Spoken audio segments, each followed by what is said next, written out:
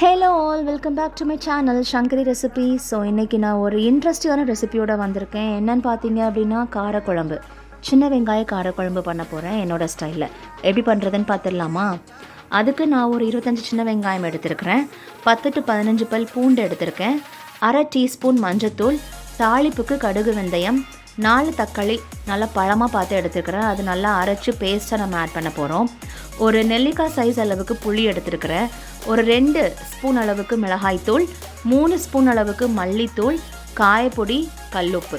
இவ்வளோ தான் இதுக்கு தேவையான பொருள். ஸோ அதை எப்படி பண்ணுறதுங்கிறத பார்த்துடலாமா? ஸோ சின்ன வெங்காயம் பார்த்திங்கன்னா நம்ம முழுசாக தான் நம்ம ஆட் பண்ணணும், அதை கட் பண்ணக்கூடாது.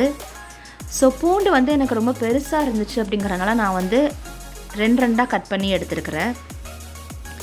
ஸோ இப்போ இது எல்லாமே தான் நமக்கு தேவையான பொருள். ஸோ எப்படி பண்ணுறதுங்கிறத பார்க்கலாம். அதுக்கு முன்னால் நம்ம சேனல் பிடிச்சிருந்துச்சு அப்படின்னா கண்டிப்பாக லைக் பண்ணுங்கள், ஷேர் பண்ணுங்கள், மறக்காமல் சப்ஸ்கிரைப் பண்ணிடுங்க. வாங்க வீடியோக்குள்ளே போகலாம். ஸோ இப்போ நம்ம தக்காளியை நல்லா பேஸ்ட்டாக அரைச்சி எடுத்துக்கிட்டோம். ஸோ இப்போ நம்ம கேஸ் ஆன் பண்ணி கடாய் வச்சுக்கலாம். கடாய் நல்லா ஹீட் ஆனதுக்கு அப்புறமா நம்ம நல்லெண்ணெய் தான் ஆட் பண்ணி பண்ண போகிறோம். அந்த டிஷ் அப்போ தான் ரொம்ப டேஸ்ட்டாக இருக்கும். கண்டிப்பாக நல்லெண்ணெய் சேர்த்துக்கோங்க, வேறு எந்த எண்ணெயுமே நல்லா இருக்காது, அவாய்ட் பண்ணிக்கலாம். ஸோ நல்லெண்ணெய் பார்த்திங்கன்னா ஒரு 5 to 6 ஸ்பூன்ஸ் ஆஃப் நல்லெண்ணெய் நம்ம ஆட் பண்ணிக்கலாம். ஸோ இந்த குழம்பு பார்த்திங்க அப்படின்னா நம்ம ஃப்ரிட்ஜில் ஸ்டோர் பண்ணி நம்ம ஒரு 5 days வரைக்குமே நம்ம வச்சு சாப்பிட்டுக்கலாம். ரொம்ப நல்லாயிருக்கும். ரைஸுக்கு மட்டும் இல்லாமல் தோசை, இட்லி எல்லாத்துக்குமே ரொம்ப நல்லாயிருக்கும். அது எங்களோட ஃபேவரட் பார்த்திங்கன்னா முட்டை தோசைக்கு ரொம்ப நல்லாயிருக்குங்க இந்த காம்பினேஷன். கண்டிப்பாக ட்ரை பண்ணி பாருங்கள். ஸோ எண்ணெய் நல்லா ஹீட் ஆனதுக்கு அப்புறமா கடுகு வெந்தயம் நம்ம வச்சுருந்தோம் இல்லையா, நம்ம அதை ஆட் பண்ணிக்கலாம்.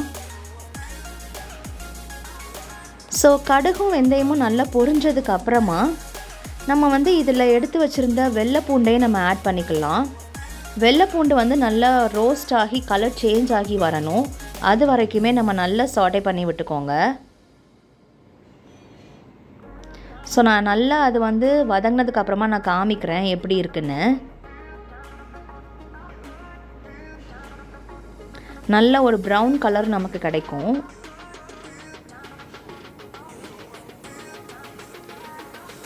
ஸோ இதில் நான் சின்ன வெங்காயம் நம்ம ஆட் பண்ணிக்கலாம், அதோடு நம்ம கருவேப்பிலையும் நம்ம ஆட் பண்ணிக்கலாம். ஸோ சின்ன வெங்காயம் பூண்டு நல்லா வதங்கினதுக்கு அப்புறமா நம்ம அரைச்சி வச்சுருக்க தக்காளி பேஸ்ட்டை நம்ம ஆட் பண்ணணும். ஸோ தக்காளி பேஸ்ட்டு பார்த்திங்கன்னா நம்ம ஆட் பண்ணதுக்கப்புறமா அது நல்லா தொக்கு மாதிரி நமக்கு கிடைக்கணும். அப்போ தான் நமக்கு குழம்புமே நல்லா டேஸ்ட்டாக இருக்கும். நம்ம தக்காளி பேஸ்ட் நம்ம ஆட் பண்ணதுக்கப்புறமா நம்ம உடனே நம்ம எல்லா பொடியும் நம்ம போட்டோம் அப்படின்னாக்கா அந்த குழம்புக்குள்ளே ஆக்சுவல் டேஸ்ட் நமக்கு கிடைக்காது. ஸோ இப்போ பார்த்திங்கன்னா நான் வெங்காயம் பூண்டு வதங்கிட்டு இருக்க டைம்லேயே நான் கொஞ்சோண்டு மஞ்சத்தூள் நான் ஆட் பண்ணிக்கிறேன். ஸோ இதுக்கப்புறமா நம்ம இப்போ அரைச்சி வச்சுருக்க தக்காளி பேஸ்ட் நம்ம ஆட் பண்ண போகிறோம். ஸோ இது நல்லா வதங்கணும். எவ்வளோ தூரத்துக்கு வதங்குதோ அவ்வளோ அளவுக்கு குழம்புமே நல்லா டேஸ்ட்டாக இருக்கும். பேச்சுலர்ஸ் கூட ரொம்ப ஈஸியாக பண்ணிடலாம், டக்குன்னு பண்ணிடலாம். ஸோ இது நல்லா கொதித்து அப்படியே சுண்டி வரணும், அந்த அளவுக்கு நல்லா வதக்கி விட்டுக்கோங்க தக்காளி பேஸ்ட்டை.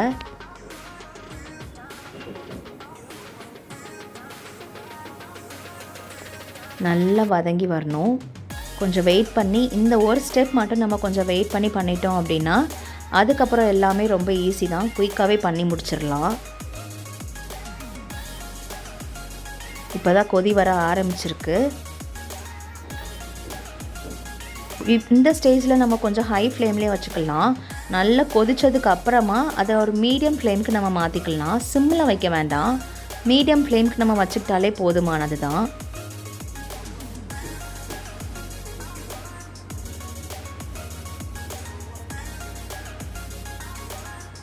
ஸோ பாருங்கள் நல்லா கொதிச்சிட்ருக்கு.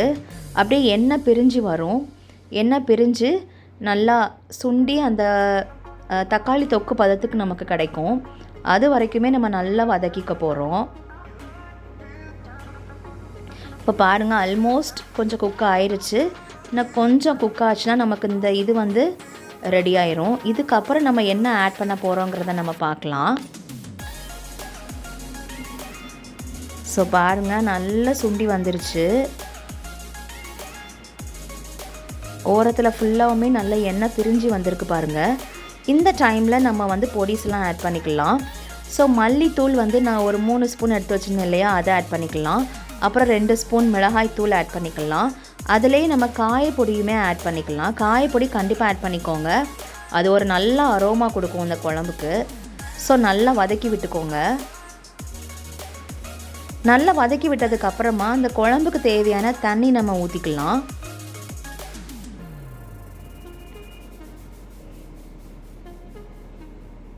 ஸோ நான் வந்து பார்த்திங்கன்னா கிட்டத்தட்ட ஒரு 300 ml தண்ணி ஊற்றிக்க போகிறேன். அதுக்கு முன்னால் நம்ம எடுத்து வச்சுருந்த புளி கரைசல் நம்ம ஆட் பண்ணிக்கலாம். ஒரு நெல்லிக்காய் சைஸ் அளவுக்கு தான் நான் ஆட் பண்ணி புளி வந்து கரைச்சி வச்சுருக்கேன். ஸோ பார்த்திங்கன்னா ஊற்றுறேன் இல்லையா, அந்த அளவுக்கு மட்டும் நீங்கள் ஆட் பண்ணிக்கிட்டாலே போதுமானது தான். பிகாஸ் ஆல்ரெடி நம்ம தக்காளியும் நம்ம சேர்த்துருக்கோம் இல்லையா, புளியும் நம்ம அதிகமாக ஆட் பண்ணோம் அப்படின்னா ரொம்ப புளிப்பு டேஸ்ட் நமக்கு கொடுத்துரும். இந்த குழம்பு வந்து பார்த்திங்கன்னா லைட்டாக புளிப்பு, கொஞ்சம் காரம், வெல்லமும் நம்ம ஆட் பண்ணுவோம்.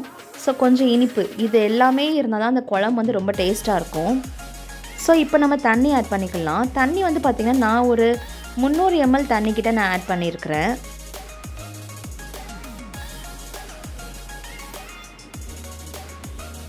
ஸோ நல்லா மிக்ஸ் பண்ணி விட்டுக்கோங்க.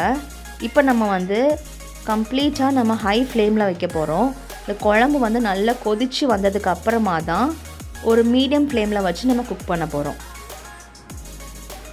அந்த பச்சை வாசம் எல்லாமே நமக்கு போகணும். ஸோ இந்த டைமில் நம்ம வந்து வெல்லம் ஆட் பண்ணிக்கலாம். ஒரு நார்மல் சைஸ் அளவுக்கு வெல்லம் ஆட் பண்ணிக்கோங்க. நான் காமிக்கிறேன் இல்லையா, அந்த அளவுக்கு நீங்கள் ஆட் பண்ணிக்கோங்க.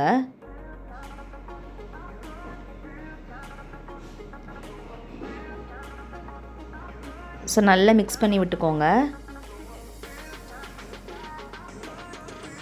குழம்பு வந்து நல்லா கொதிச்சு வரும்.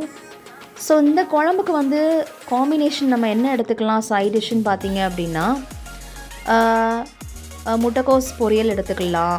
ஆர்எல்ஸ் எந்த விதமான பொரியலுமே நம்ம எடுத்துக்கலாம், தேங்காய் பூ போட்டு பண்ணுற மாதிரி. ஆர்எல்ஸ் சிம்பிளாக பண்ணி முடிக்கணும் அப்படின்னா முட்டை பொரியல் தான் இதுக்கு பெஸ்ட் காம்பினேஷன்.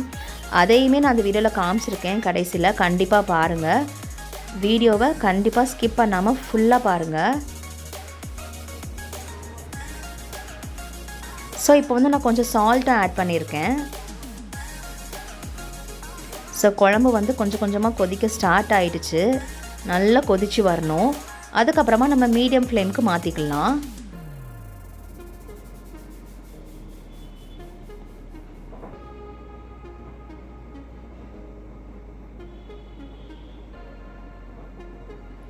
ஸோ பாருங்கள் நல்லா கொதிச்சிட்ருக்கு.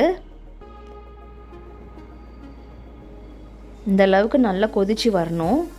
இதுக்கப்புறமா நீங்கள் வந்து மீடியம் ஃப்ளேமுக்கு மாற்றிக்கோங்க. ஒருக்கா நம்ம கிண்டி விட்டுக்கலாம்.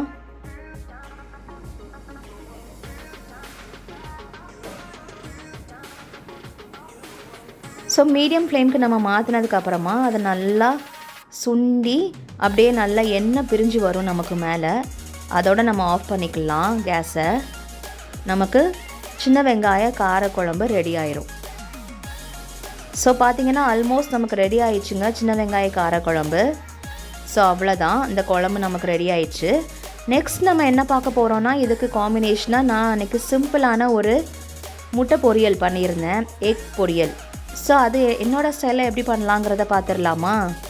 ரொம்ப சிம்பிளான ஒரு இன்க்ரீடியன்ட்ஸ் தான், அதை வச்சு தான் நான் பண்ண போகிறேன் முட்டை பொரியல். வாங்க அது எப்படி பண்ணுறதுன்னு பார்க்கலாம். அதுக்கு தேவையான பொருள் என்னென்னு பார்த்தீங்கன்னா, முட்டை 3, சின்ன வெங்காயம் ஒரு 20 சின்ன வெங்காயம், மிளகுத்தூள், சீரகத்தூள், எண்ணெய், தேவையான அளவுக்கு உப்பு, அவ்வளோதான். இப்போ நம்ம ஒரு கடாய் வச்சுருக்கோம். கொஞ்சோண்டு ஆயில் ஊற்றிக்கலாம். ஆயில் ஹீட் ஆனதுக்கு அப்புறமா நம்ம அதில் சின்ன வெங்காயம் கட் பண்ணி வச்சுருக்கோம் இல்லையா, அதை நம்ம ஆட் பண்ணிக்க போகிறோம்.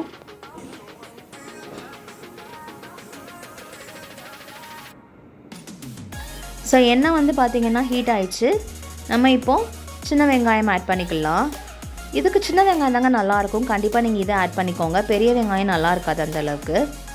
ஸோ சின்ன வெங்காயம் வந்து பார்த்திங்கன்னா ரொம்ப வதங்கணும்னு தேவையில்லை, ஓரளவுக்கு வதங்கினாலே நமக்கு போதும் தான். ஸோ இது நல்லா வதங்குறதுக்கு வேண்டி நான் கொஞ்சோண்டு உப்பு ஆட் பண்ணிக்கிறேன். ஸோ சால்ட் ஆட் பண்ணதுக்கப்புறமா நல்லா மிக்ஸ் பண்ணி விட்டுக்கோங்க.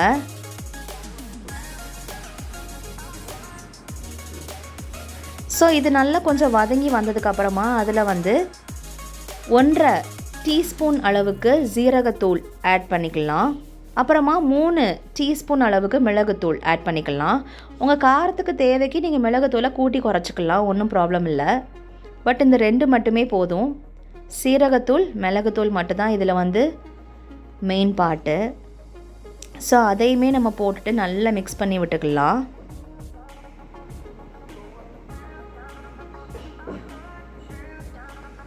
ஸோ வெங்காயம் வந்து இந்த அளவுக்கு வதங்கினா போதும். ஸோ இப்போ நான் சொன்ன பவுடர் எல்லாத்தையும் நம்ம ஆட் பண்ணிக்கலாம். 1.5 டீஸ்பூன் அளவுக்கு சீரகத்தூள், அப்புறம் 3 டீஸ்பூன் அளவுக்கு மிளகுத்தூளும் நான் ஆட் பண்ணிக்கிறேன். நல்லா வதக்கி விட்டுக்கோங்க.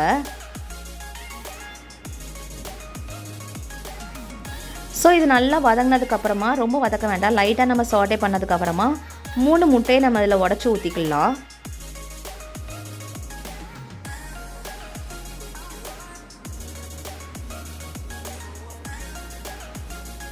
முட்டை வந்து நம்ம உடச்சி ஊற்றுனதுக்கப்புறமா போட்டு ரொம்ப கிண்டக்கூடாது, லைட்டாக அப்படியே திருப்பி திருப்பி போட்டால் போதும். ஏன்னா இந்த முட்டை பொரியல் வந்து பார்த்திங்கன்னா ரொம்ப பொடி மாஸ் மாதிரி ஆனால் நல்லா இருக்காது. கொஞ்சம் பீஸாக அங்கங்கே அப்படி இருந்தால் மட்டும்தான் சாப்பிட்றதுக்கு ரொம்ப நல்லாயிருக்கும். இந்த குழம்புக்கு இதுதான் பெஸ்ட் காம்பினேஷன் என்னை பொறுத்த வரைக்கும். கண்டிப்பாக நீங்கள் இதே மாதிரி ட்ரை பண்ணி பாருங்கள், உங்களுக்கும் ரொம்ப பிடிக்கும். ஸோ இப்போ நான் முட்டையெல்லாம் உடச்சி ஊற்றியாச்சு. இந்த மாதிரி லைட்டாக அந்த மஞ்சக்கரு மட்டும் உடையிறதுக்கு லைட்டாக மிக்ஸ் பண்ணி விட்டுட்டு அப்பப்போ நம்ம மிக்ஸ் பண்ணால் போதும், ரொம்ப போட்டு கிண்டணும்னு தேவையில்லை. இந்த மாதிரி திருப்பி திருப்பி போட்டுக்கோங்க.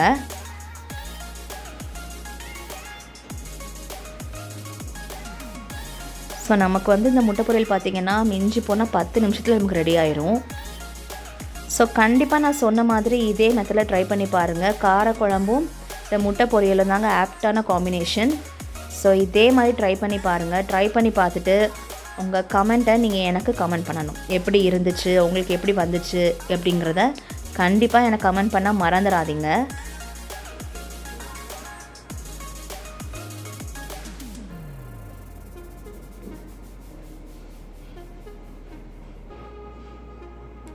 ஸோ பார்த்திங்கன்னா நல்லா குக் ஆகிட்டே இருக்குது. இந்த மாதிரி திருப்பி திருப்பி போட்டு அப்பப்போ குக் பண்ணிக்கோங்க. நல்லா முட்டை சீக்கிரமாகவே வதங்கி வந்துடும்.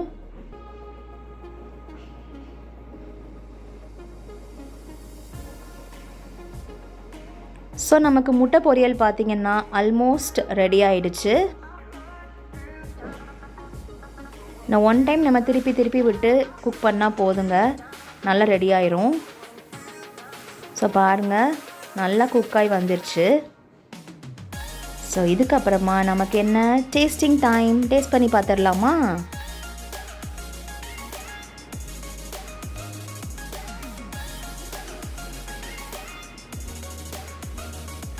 ஸோ பார்த்தீங்கன்னா இந்த டைமில் நீங்கள் வந்து உப்பு கூட செக் பண்ணி பார்த்துக்கலாம்.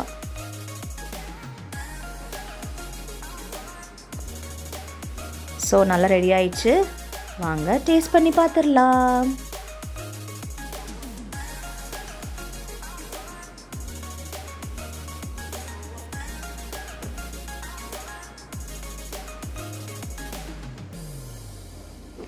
ஸோ சூடாக சாதம் வச்சுக்கலாம், அதில் நம்ம பண்ண காரக்குழம்பையும் எடுத்து ஊற்றிக்கலாம்.